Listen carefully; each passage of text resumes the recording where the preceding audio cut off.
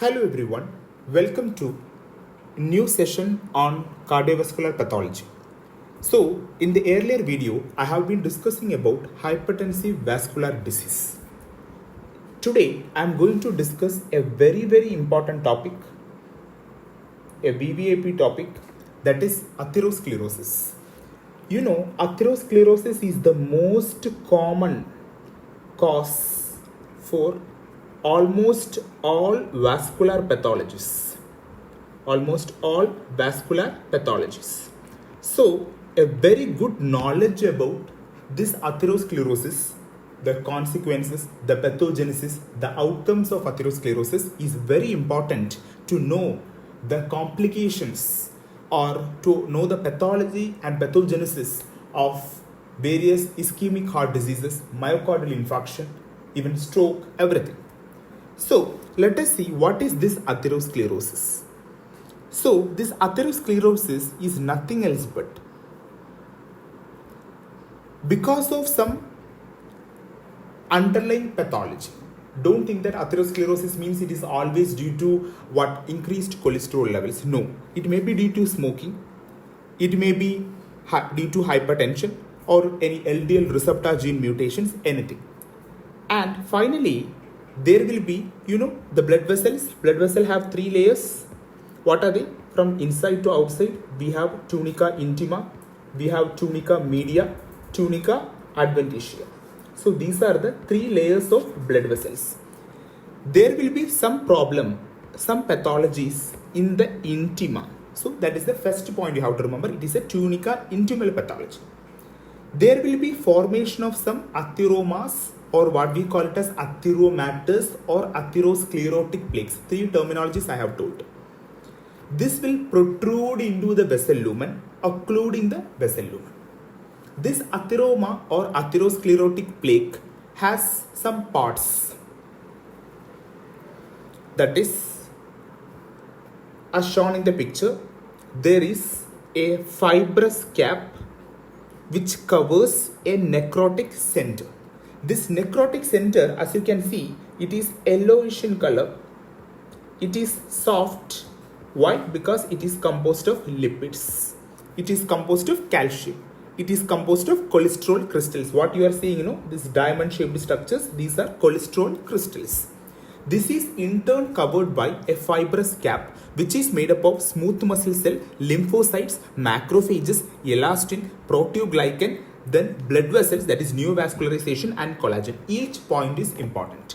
They may ask you to explain about the structure of an atherosclerotic plaque, and of course it is one of the most commonly a favorite question for histopathology exam spotter, fine, in your practical exam. Fine, so you should be able to identify and what are the parts of an atherosclerotic plaque. Okay, I hope you understand this. Yes, I am telling once again, it is an intimal based process, MCQ question. Fine, okay. Once this is done, so this is actually what is the problem. So because of this, what is going to get affected? There will be occlusion of the lumen, which may cause ischemic injury, vessel wall weakening, and finally it may even result in aneurysm. Aneurysm is nothing else but abnormal dilatation of the vessel wall. Fine, okay. Then coming into what are the risk factors for atherosclerosis. See, the risk factors of atherosclerosis are broadly classified into non-modifiable and modifiable. Non-modifiable means, okay, we can't do anything. They are genetic abnormality, family history, age, and gender. Male gender has increased risk of getting atherosclerosis. Modifiable are hypertension, diabetes, smoking, any inflammation, and hyperlipidemia. We will be dealing some salient features about each of this point. So as far as age is important, just remember 40 to 60 years of age, there is increased incidence of myocardial infarction due to atherosclerotic plaque. Gender, I told you that again men's are having increased risk of getting atherosclerosis. So these are the two important points you have to remember. Then coming into the modifiable major risk factors. Okay, modifiable major risk factors.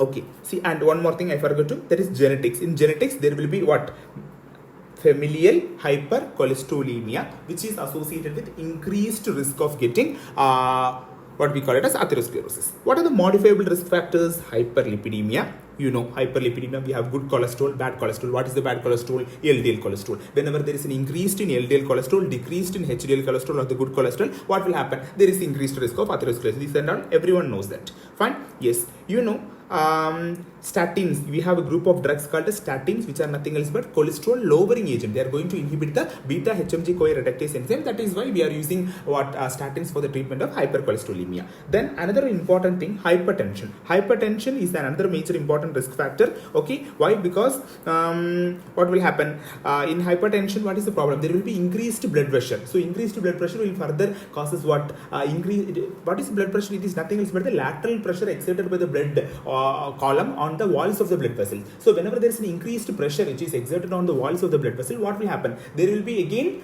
it's again an injury. So whether there is an injury, whether there is an injury, what will happen? Again atherosclerosis will be occurring. Then cigarette smoking because of nicotine and diabetes mellitus. Again diabetes, hypertension, all these are almost the same things only. Fine. Yes. And other, I have told you that in case of inflammation. Okay, in case of inflammation. Fine. And inflammation, we have an important marker, we call it as CRP or C-reactive protein. It is one of the simplest, okay, to measure and one of the most sensitive marker for what any not only any heart pathology or liver pathology. In all inflammatory conditions, we are now using only C-reactive proteins. Fine. So I hope you are clear with this. Yes. Then what are the other conditions? Hyperhomocystinemia. Hyperhomocystinemia means you should know the homocysteine level more than 100 micromole per liter is associated with premature vascular disease, metabolic syndrome, which includes dyslipidemia, hypertension, diabetes, everything. Then lipoprotein A levels. Okay, whenever there is an increased lipoprotein A level, it is associated with the coronary and cerebrovascular disease. Okay, yes. Fine. So far we have discussed about what is atherosclerosis, actually what is the basic, in a simple terms I was explaining till now. Now let us enter into how this atherosclerosis is formed. That is what I am going to discuss is the pathogenesis of atherosclerosis. Okay, we will discuss the pathogenesis of atherosclerosis. Okay. See, as far as the pathogenesis of atherosclerosis is concerned, you have to just remember what is the step. See, all these steps already you know in the basic chapter inflammation, general pathology. This is why a good understanding of general pathology is very important to understand the what pathogenesis that we are going to discuss further in all the chapters of systemic pathology, because the concept, the basic, the mechanism remains same in all conditions. Fine? Yes. Okay.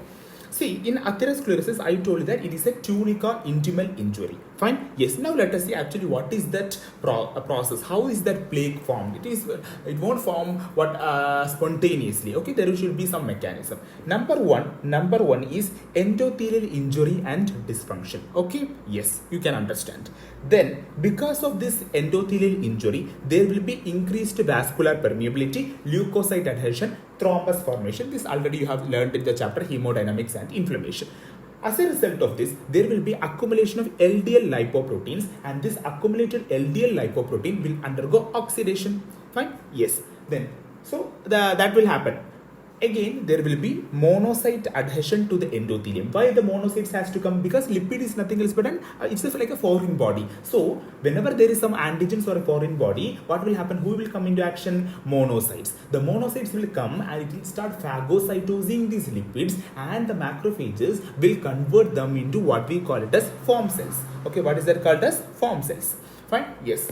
Once that is done, there will be platelet adhesion. Okay, there will be factor release, which is responsible for recruitment of smooth muscle cells. That is, there will be smooth muscle cell proliferation. There will be extracellular matrix production. Okay, fine. Yes, and finally, calcification of this extracellular matrix and necrotic debris, and this is responsible for forming the necrotic center. I told you, necrotic center is composed of, yes, what and what? Yes, number one is lipids. That is why it is soft. Number two, cellular debris, calcification. The fibrous cap is made up of smooth muscle cells, macrophages, lymphocytes, neovascularization. Okay, this is actually what is happening. Okay, now we are going to discuss each of these. Okay, so now let us, with the help of picture, let us see. See, whenever there is a chronic endothelial injury, this is how the normal endothelium looks like. Whenever there is a chronic endothelial injury in case of hyperlipidemia, hypertension, smoking, hyperhomocystinemia, toxins, any hemodynamic disturbances, everything, what will happen? As a result of normal response to injury, there will be endothelial dysfunction, which will cause us increased permeability, leukocyte adhesion, monocyte adhesion, and emigration. See, you can see the monocytes and platelets coming there. So this will okay, and there will be lipid deposition. So the macrophage will come to consume these lipids, okay, and they will convert themselves into form cells. There will be smooth muscle cell recruitment. Finally, what will happen? The macrophages, smooth muscles, everything will engulf lipid and convert themselves into form cells, and you can get what we call it as fatty streak, okay. And finally, there will be extracellular matrix deposition, extracellular lipid deposition will be there, and finally there will be calcification of all this extracellular matrix, okay. And this is actually what we call it as a fibrofatty atheroma, okay. You can see a necrotic center with a debris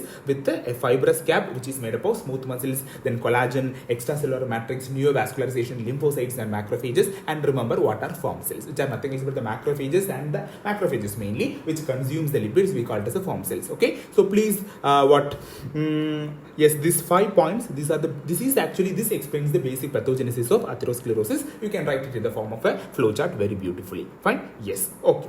So now coming into endothelial injury, okay. I told you endothelial injury.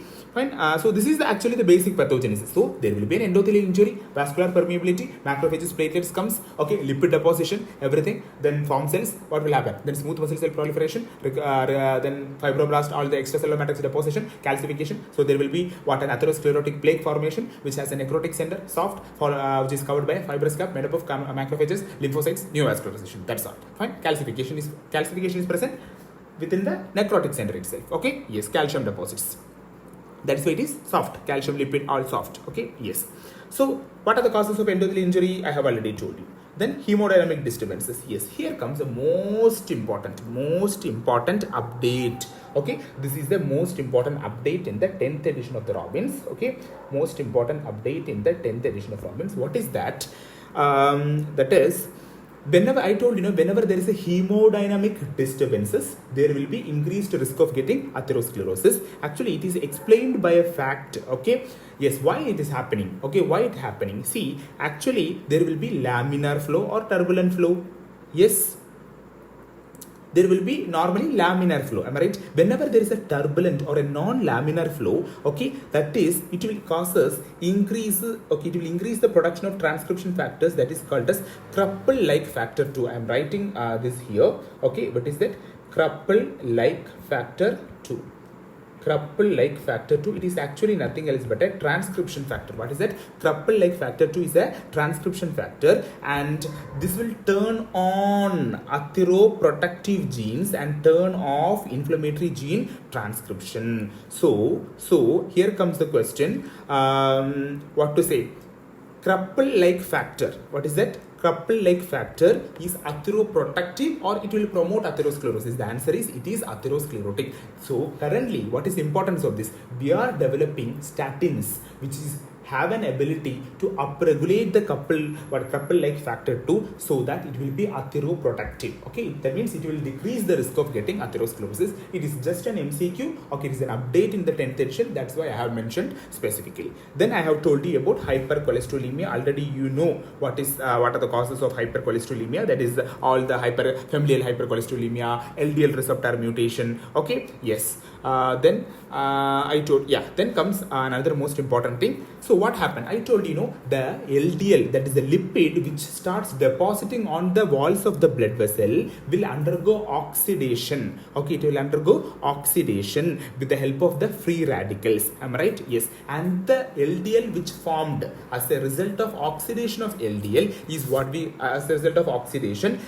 call it as a modified LDL. This modified LDL will be further scavenged by the macrophages, and these macrophages will in turn converted into a lipid-filled macrophages, and this lipid-filled macrophages are called as form cells. Similarly, I told you after this what will happen? There will be smooth muscle cell proliferation, the smooth muscle cell recruitment. These smooth muscle cells will also start engulfing this lipids, and they will also get transformed into lipid-laden form cells. Fine. Yes.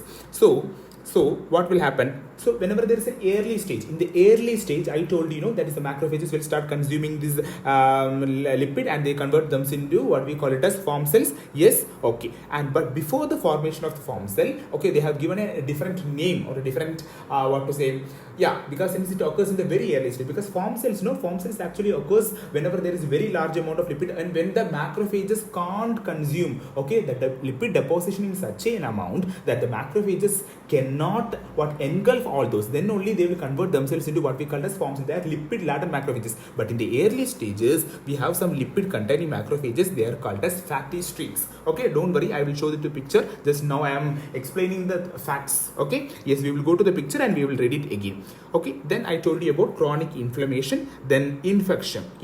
What are some of the infections which has been it has been established that this infection has been associated with increased risk of atherosclerosis? What are they? Herpes virus, cytomegalovirus, and chlamydophila pneumonia. Okay, this question has been asked in AIMS 2 years back. Okay, which of the following infection has an increased risk of, actually it is a straight away statement from Robbins. Okay, herpes virus, cytomegalovirus, and chlamydophila pneumonia.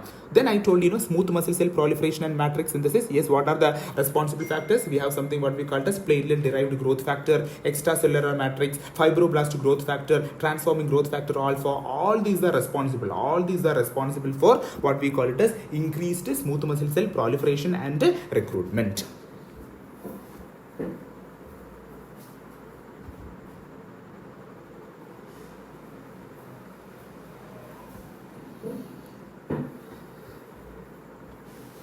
Okay, so once this is done, okay, let us now see what is the role of inflammation. Okay, I told you what I know, that is inflammation is also associated with increased risk of atherosclerosis. Let us see the role of inflammation. See, just in simple terms I am telling, LDL comes to the blood vessels, it undergo oxidation by free radicals. This oxidized LDL, okay, oxidized LDL will be taken, okay, it will be phagocytosed by the macrophages, and this will that is the cholesterol crystals and all those will causes the activation of what we call as an inflammasome. Okay, inflammasome. And what is the name of the pathway? It is via nuclear factor kappa B signaling pathway. There will be then further release of pro-inflammatory cytokines like interleukin 1 beta and interleukin 18, finally leading to cell death. Just the inflammation, just remember only one thing, it is interleukin 1 and interleukin 18 that is responsible.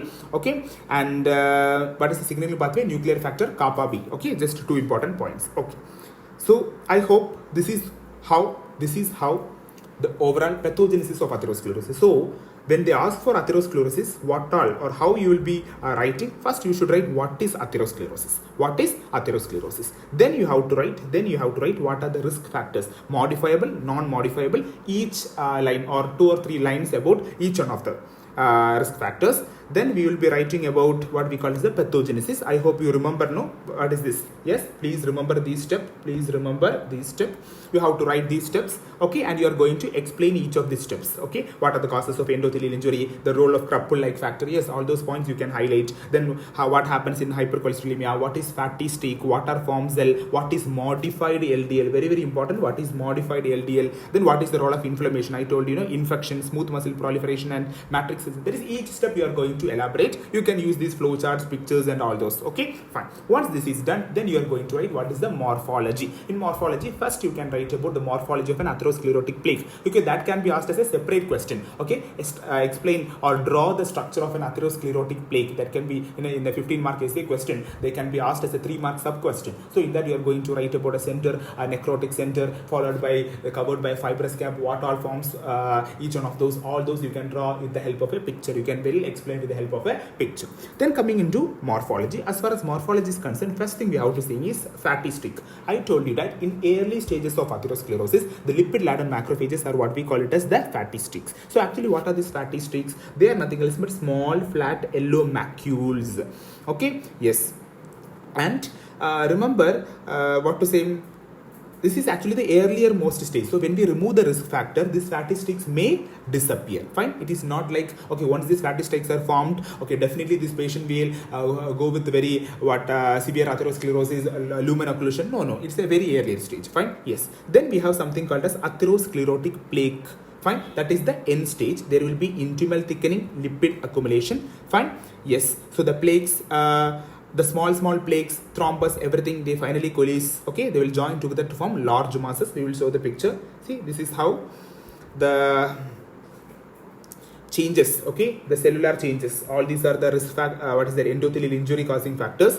Okay, cytokines, see lipid uptake, you can see the form cells, extracellular matrix synthesis, proliferation of smooth muscle cell, okay, recruitment and migration of smooth muscles, all those steps, everything is mentioned here. Okay, fine. Then what else?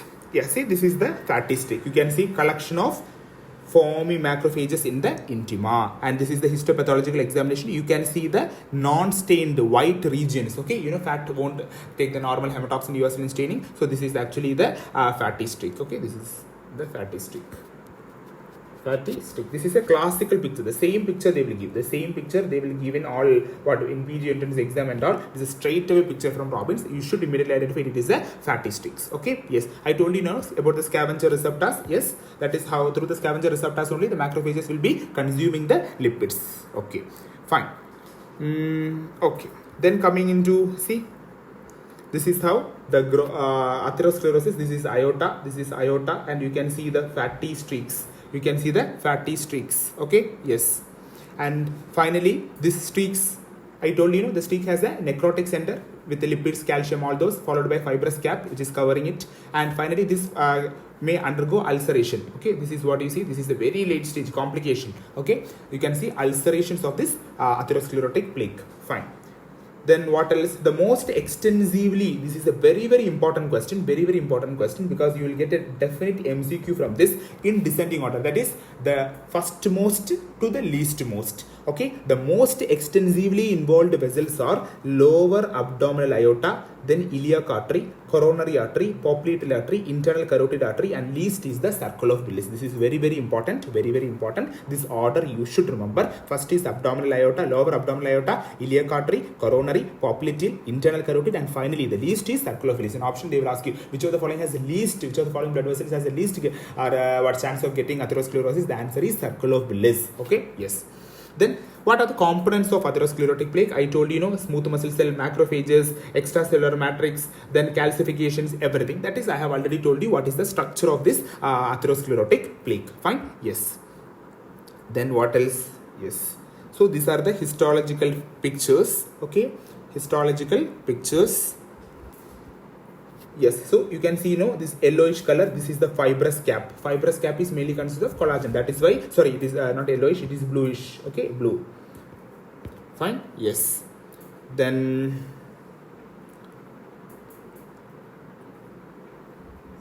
yes. Then you can see here, occluded lumen of blood vessel. And what is the black? Black is elastic. Okay, black is elastic. Yes, this is the higher magnification. What you are seeing here, smooth muscle cells. Okay, these are all fibrous plaques.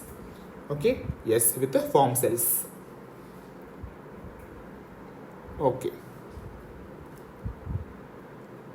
see, a huge atherosclerotic plaques which completely occlude the blood vessel. The patient died due to myocardial infarction. It is an autopsy image.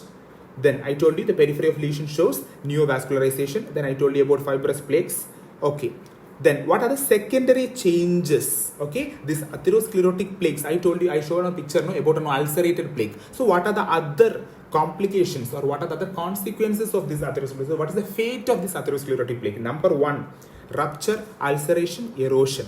Okay, this atherosclerotic plaque is highly thrombogenic, that this may convert into thrombus formation which may completely occlude the lumen. Then number two is hemorrhage into the plaque. Why? Because I told you now, in the fibrous cap we have neovascularization. Because of the rupture of the thin walled vessels, there may be intraplaque hemorrhage. Number three is atheroembolism. This what atherosclerotic plaques get dislodged from the blood vessel wall, and it may reach any other place in the body like brain, which may lead to stroke. So that is called as atheroembolism. Or sometimes because because of this atherosclerotic plaque induced pressure, there will be weakening of the tunica media and there will be loss of the elastic tissue, which causes weakness, and that is what we call it as persistent dilatation, abnormal dilatation of the blood vessel wall. See, in atherosclerosis, the pathology is at the tunica intima. It is a tunica intima mediated process, whereas in case of aneurysm formation, aneurysm is abnormal persistent dilatation of the blood vessel because of the weakening or because of the loss of elasticity, which is mainly because of the pathology in the tunica media. Tunica media is the pathology in aneurysm. So these are the four complications or consequences or fate of atherosclerosis.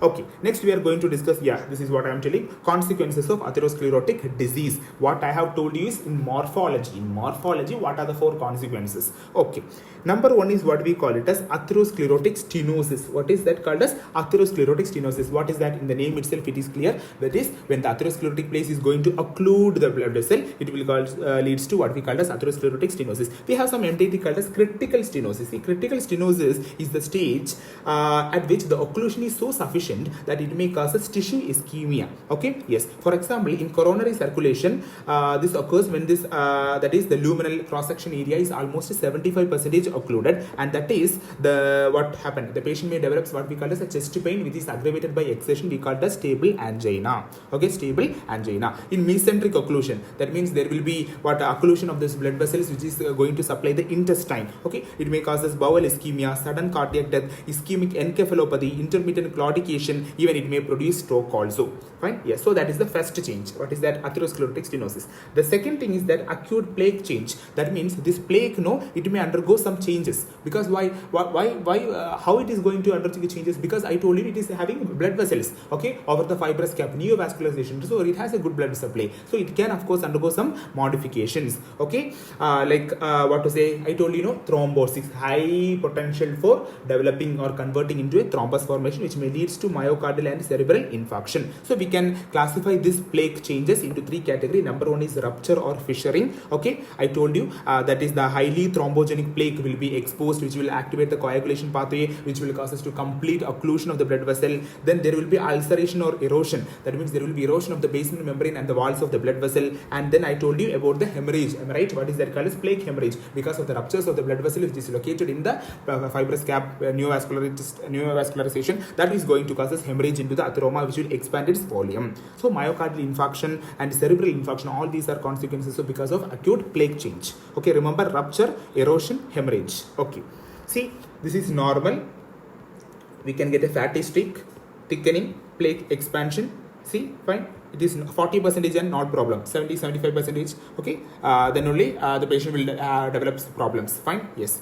So thin cap, thick cap, fibrotic plaque. Okay. Yes. So here comes what are the types of plaque. See, this atherosclerotic plaque can be stable plaque, unstable plaque, fibrotic plaque. Okay. Yes. So remember, stable means what? Thick cap. What is the cap? The fibrous. Am I right? The fibrous structure, that is actually forming the cap of the atherosclerotic plaque. First itself I have told you. So what is stable plaque? What is unstable plaque? These are the two entities you should know to differ histologically as well as morphologically. Yeah, that is in gross appearance as well as in histopathologically. Okay, what do you mean by stable plaque? Stable plaque means what? The plaque is so tightly adherent to the blood vessel wall. So that is stable. So stable means, definitely remember, thick cap is present. That is called as a stable. It's a very thin plaque. Very thin plaque means very loosely it will be attached to the blood vessel. It is what we call it as an unstable plaque. But remember, it is this thin cap plaque or unstable plaque is called as a vulnerable plaque. Why? Since it is very thin, it can get easily dislodged from the blood vessel. It can convert into a form of an emboli. It can reach to the cerebral blood vessels. It can cause cerebral infarction, stroke, myocardial infarction, everything. See, it is thin. So it can easily, rapidly dislodged from the blood vessel. So here comes the question, out of thin plaque, or I can say thin or thick, or stable or unstable, which is more dangerous? Answer is unstable plaque. Unstable, you can remember, unstable is always unstable and not normal. So that means unstable plaque is thin plaque, that is very dangerous. It may cause embolus, which may cause cerebral and myocardial infarction, whereas thick plaque or stable plaque has very less propensity to form. So thin plaques are most prone to plaque rupture, which may lead to sudden cardiac death, and the stable plaques, the stable plaque means what? The thick cap plaque. So what is the consequence? So thin cap plaque will causes myocardial infarction, sudden cardiac cardiac death, everything, because long but very high propensity to produce an emboli. At the same time, the thick plaque is a stable plaque. So the stable plaque means what? It is very firmly attached to the blood vessel wall. So it is going to cause erosion and thrombosis. Okay, so I am going to write it here. We have something called the stable plaque and unstable plaque. Okay, stable plaque means it is thick plaque. Thick plaque, less dangerous. Here it is thin plaque, more dangerous. Why? Because of emboli, sudden cardiac death. I am writing SCD, myocardial infarction, cerebral infarction, all those. Whereas the stable plaque has increased risk of producing erosion and increased risk of thrombus formation. Because thrombus formation takes some time. Since the stable plaque is very firmly attached, it can slowly progress to form a very large thrombus which can completely occlude even the blood vessel, lumen of the blood vessel. Fine? Yes. See, what are the certain events I told you? The plaque may undergo rupture, hemorrhage. It may undergo erosion and thrombosis. Okay, it may undergo calcification to convert into fibrocalcific plaque. All these are the consequences, or what to say, the fate of atherosclerotic plaque. Finally, what will be the outcome? Sudden cardiac death, critical stenosis. I told you in coronary blood vessels, it is 75% of the luminal cross-sectional area. Fine? Yes. So these are the important things you have to remember. See, very beautifully in the picture you can see, this is vulnerable plaque. Vulnerable plaque, you can see very thin. Am I right? It is very thin. Very thin in the sense, what I told, the thin and thick. The thin and thick refers to, okay, this is a point I am writing once again. Thin and vulnerable plaque is nothing else but what we call it as a thin plaque. Am I right? Yes. So the thin and thick. So this is stable. Stable is thick. Vulnerable is unstable. That is thin. So here comes the question. What is this thin and thick refers to? Thin fibrous cap. Very, very important. Thick fibrous cap. So automatically when the fibrous cap I am drawing with blue color, that is thin here. See, it is very thick here. So in stable plaque, the fibrous cap is thick. That is why it is firmly attached, because that is the cap. Cap is the structure which get attached to the blood vessel. Here it is very thin, very get easily dislodged. That is why it is called as an unstable vulnerable plaque, high risk sudden cardiac death. So here comes the question: in which of the following type of plaque there will be more lipid content? Automatically, so this question is you can answer with a basic common sense. How? I told you in thin plaque. What does that thin refers to? Thin fibrous cap. Thin fibrous cap means thick lipid. Similarly, in stable plaque, thick fibrous cap means thin lipid. That is what you can see here.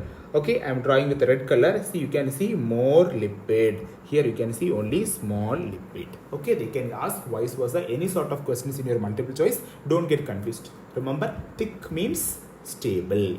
Thin means unstable. Why it is thick and thin refers to fibrous cap. Thick means thick fibrous cap. Thin means thin fibrous cap. So automatically in thin, what to say, like in vulnerable plaque or unstable plaque, lipid will be more. In stable plaque, lipid will be less. Just remember this picture. Just remember this basic concept. Unstable plaque, risk of emboli, sudden cardiac death. Stable plaque, erosion, thrombus formation. This thrombus may progress. Finally, it leads to critical stenosis. More than 75% in case of coronary arteries. Fine? Yes. What are the fate? Plaque rupture, erosion and thrombosis, fibrocalcification, and all this. What is the outcome? Sudden cardiac death, critical stenosis. Okay? Yes. So thin cap, thick cap, and they may ask you what is fibrotic plaque. So fibrotic plaque means there won't be any lipids. Okay? There is another entity, third entity I am writing. What is fibrotic plaque? Fibrotic means, can you guess? Yes. Please guess and tell. Yes. With your the knowledge you have, I told you know how to differentiate between thin and thick plaque. Yes, so fibrotic plaque will be whether it is a stable plaque or unstable plaque. No doubt it is a stable plaque. Why stable plaque? Because it is again fibrous. There is no lipids at all. No lipids at all. Okay, no lipids at all, only fibrous cap. So it is the stable plaque. It is a stable plaque. So what is the fate of stable plaque? Again, erosion, thrombus formation, and all those. Fine, no lipids at all. Okay, whereas in case of our what to call as the normal what to say, the thick cap. Okay, in the thick cap there will be at least small lipids. Okay, that I show in the picture. Whereas in fibrotic plaque, okay, you can see in this picture. You can see in this picture there is no lipids at all. No lipids at all. Okay, yes. So far we have discussed about what? The morphology. Am I right? Till that I have revised already. So morphology, fatty streaks, the structure of atherosclerotic plaque, okay, the fatty streaks, then what are the vessels involved, what are the components and structure of the atherosclerotic plaque, you can explain. What are the fate of this atherosclerotic plaque, there is the rupture, okay, remember this, rupture, ulceration, hemorrhage, atheroembolism, aneurysm formation. What are the consequences of atherosclerotic disease? I told you acute plaque change, then atherosclerotic stenosis, then see, this is a plaque progression, sudden events, outcome. Then how will you differentiate between thin cap, thick cap, fibrotic cap? Out of that, mainly you have to differentiate between thin cap and thick cap. You can put a tabular column, you can write the difference, and finally write a note that fibrous cap is there where there is no lipid. It is also a type of stable plaque. Finish. So remember about only most important update in this topic, that is Crupper-like factor. It is atheroprotective. It is atheroprotective. So recently we are going to develop our scientists are trying to develop statins which is going to upregulate this Crupper-like factor so that it is atheroprotective. So this is a very, very important question, but it's very easy because already in our inflammation chapter, everything we have discussed about the mechanism, the interleukin, cytokines, okay, the smooth muscle proliferation, adhesion, vascular permeability, everything I have already discussed. So you can just go through the extra morphology, then the risk factors, the pathogenesis mechanism, you can present in the form of a flow chart, and yes, then what are the consequences, fates, outcomes, okay, complications, all those we have discussed, both clinical factors, morphological changes, everything we have discussed. So I hope this session has been useful for you all. So thank you.